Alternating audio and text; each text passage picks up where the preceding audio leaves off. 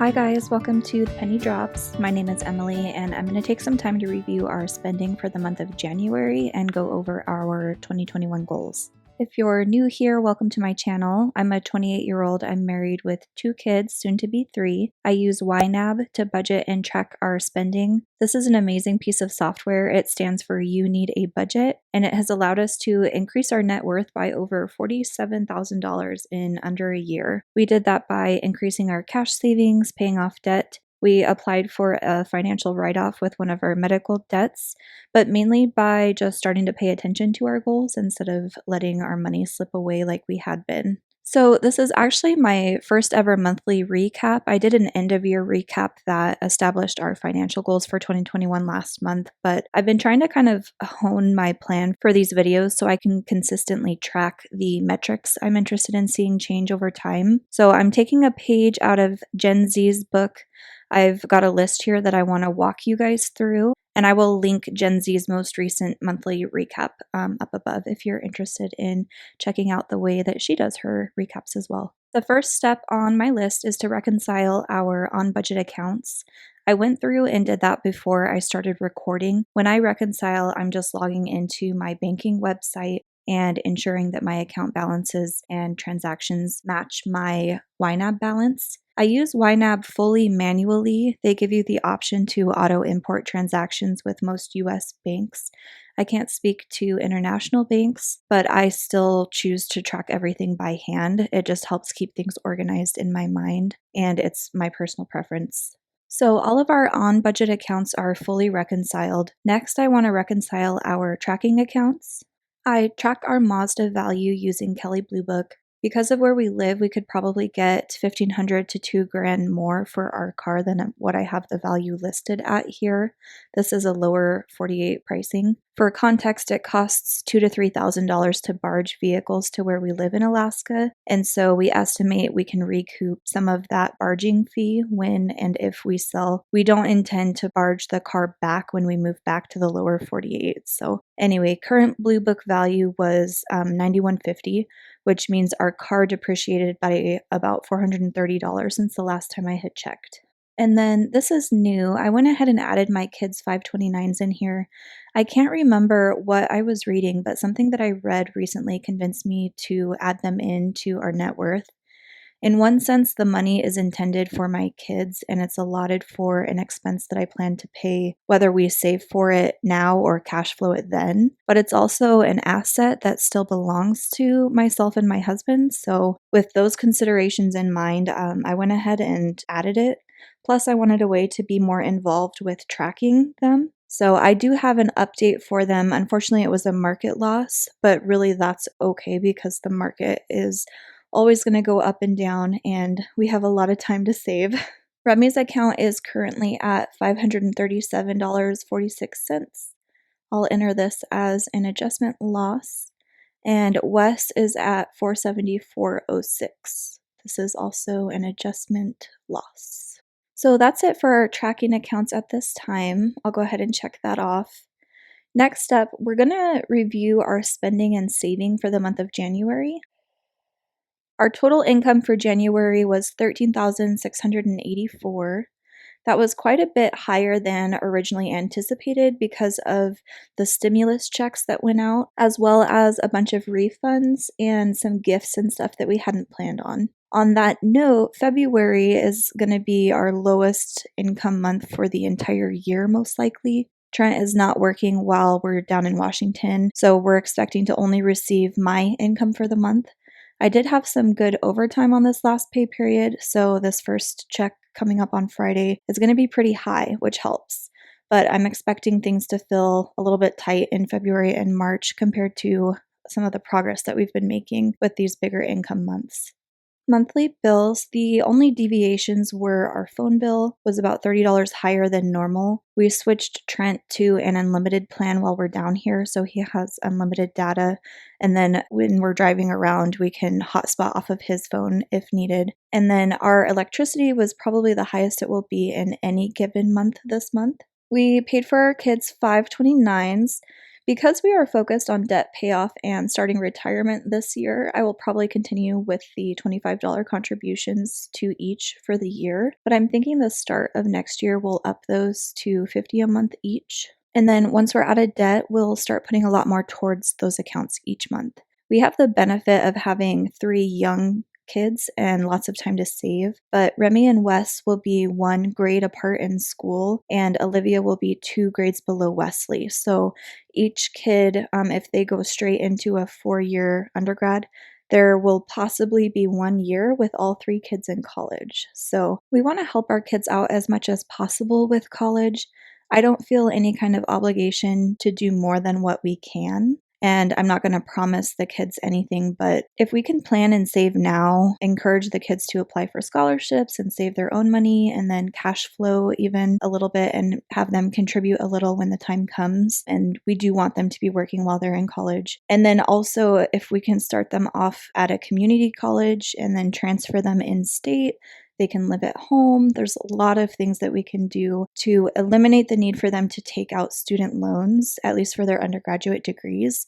So that's kind of the game plan. And of course, all of this is assuming that they are planning on going to college. We have nothing against them doing a trade or trying to find another route. That's fine too. But we also are only planning on helping them out if they're making smart choices and actually have a plan, and they're not just trying to get the college experience, which is what I did, and now I'm literally paying for it. So our college savings might seem really low, but we do have a game plan. So travel expenses, this was the car rental, dog sitter, and a couple of miscellaneous things.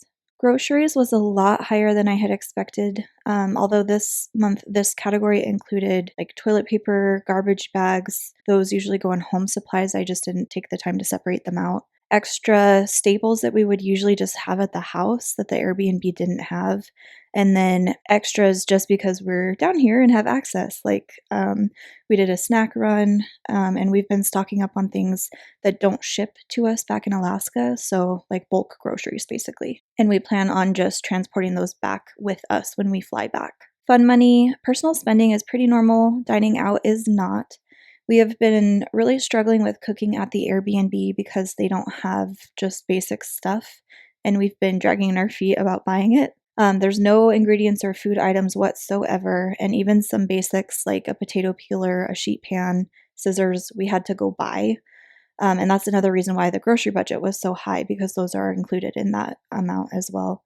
So anyways, we've kind of half-assed our meal plan. When we realized we don't have something that we assumed would be here, we've just kind of been like, oh well, I guess we have to go grab something. The lack of a sheet pan to cook chicken on was the most recent case of that happening. So we went out to Texas Roadhouse. Just for clarification, when I say we went out, I mean that we got takeaway and brought it home. Technology replacement, this was fixing that phone screen and buying Trent a OtterBox for his new to him phone. Car insurance, again, we paid the biannual premium in full at a discount and now have a sinking fund established to break that up into monthly payments so it's not as impactful to the budget going forward. Medical expenses, this was a copay for the ultrasound my OB wanted once we got here, and it was really relieving to me to see the baby and watch her stretching and sucking on her toes and all that. So I was really happy that my OB wanted to check up on the imaging. So that's it for our spending. I'm really happy to say that we ended the month with a net gain of $3,714.54. I think I mentioned in previous videos, but I actually expected this to be a negative number this month. For sure, February will be negative, but that will be due to spending that we've saved up for and are planning on. So even though it sucks, I have to remind myself that this is part of the plan. And the only reason we're not negative this month, or at least basically at a wash, is because of all the extra income that kind of befell us. So next up is my very favorite part of every single month. I get to show you guys our net worth update. This is my favorite chart in YNAB. This is the net worth tracker, and even though we didn't actually spend any money paying off debt this month, we saw a net worth increase of almost $10,000. That occurred because we received a financial assistance write-off of about $5,200 from one of our medical debts, which was totally unexpected. I'm not going to lie, when I sent in the application, I thought best case scenario meant we got like a 20% discount or something along those lines, which would have been amazing in itself, but they gave us a 100% write off, and our outstanding balance is $0 now. So it's still just mind blowing to me. So that $5,200 plus our net income for the month that I just showed you guys was that $3,700. Plus, I added the 529s in for the first time this month. So when you add all of those up, it creates a positive net worth change of about $9,950. And that's what you're seeing here. And you can see that since April of 2020, we're approaching an overall net worth increase of $50,000. We actually started our debt payoff in January 2020, but I didn't start tracking everything until April, so that's what we're going off of. Between January and April, I think there was about $10,000 in debt payoff, if you're curious. That was when we paid down the majority of our car loan. We started 2020 owing, I think, around $13,000 on it, and we had it down to $3,000 or $4,000 by April. And then we ended up paying it off the end of August. There was a lot of job changes, and we moved in the middle of all that. That's why it kind of took a pause, but yeah. Okay, next up, I want to review our 2021 goals. So far, I have finished one book. I'm halfway through I Will Teach You to Be Rich, and I'm really enjoying it. It's a very easily digested read. Remy is a great writer, and I'm enjoying hearing his voice come through. The Simple Path to Wealth was really good as well, and I felt like I took a lot away from it that actually provides me with some context and explanation for why some things have happened even recently that I would not have otherwise understood. I feel like I'm hugely a novice at personal finance, and I want to learn more and more, but there's a lot of content and a lot of opinions out there. And I am the type of person too who wants to have all the facts before I start something and like form my own opinions. And so there's just so much to learn that it can be overwhelming. But I think The Simple Path to Wealth was a great starting place for me. And if I'm not mistaken, I believe that Collins self published that book. And so the cool thing about it too is that his voice really comes through. Like there's not the classic editing or even the clarification. There was a couple spots where I had to stop and reread because of that, but it was refreshing. It was a good read, and I highly recommend it.